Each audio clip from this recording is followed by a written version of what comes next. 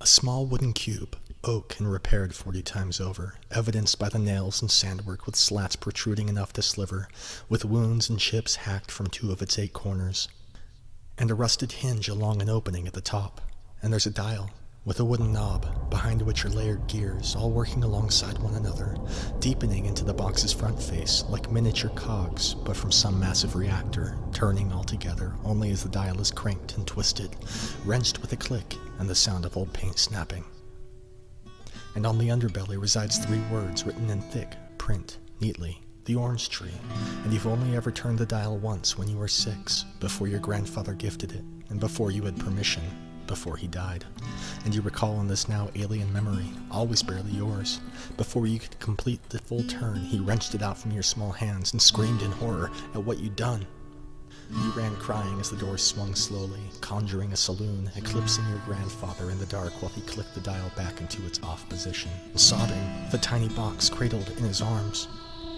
Now, and 25 years later, you hold it, grown and still afraid, still at the mercy of your unknowing, but it's yours now, and you wonder desperately, had the old man never opened it? How old must it have been?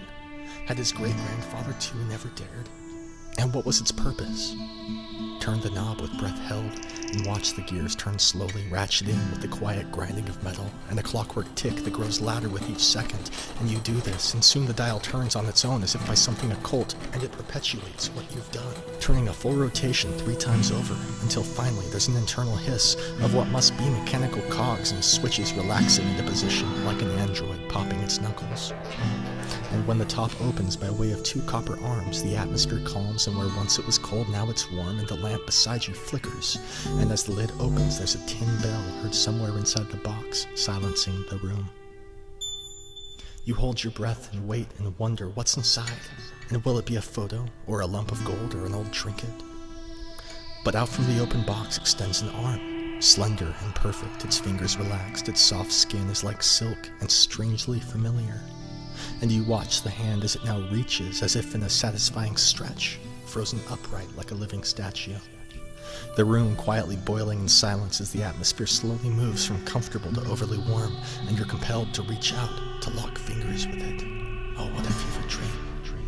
And like a waking nightmare, you know you'll do it any moment now. And as you reconsider thinking better of it, your fingers touch, and suddenly the arm belongs to your mother.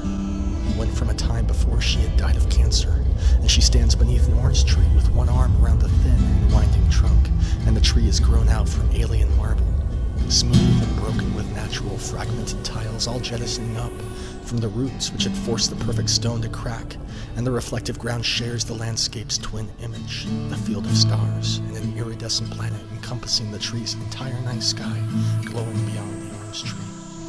And she tells you that you'll never return, that she loves you and misses you, and that with this box 60 years earlier she'd seen her dead sister beneath this tree, and that your grandfather had spoken to his father before him, and that the box will only ever show you that person you miss most, and the summoning is for you and you alone, and you are loved and not forgotten, and you are so special and perfect, and you've made her so proud, and she'll see you again soon, but not beneath this orange tree.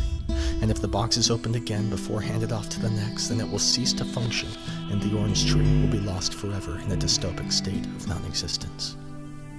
She kisses your forehead and you cry, half because you miss her, and half because you know someday you'll stand beneath this tree smiling upon your daughter.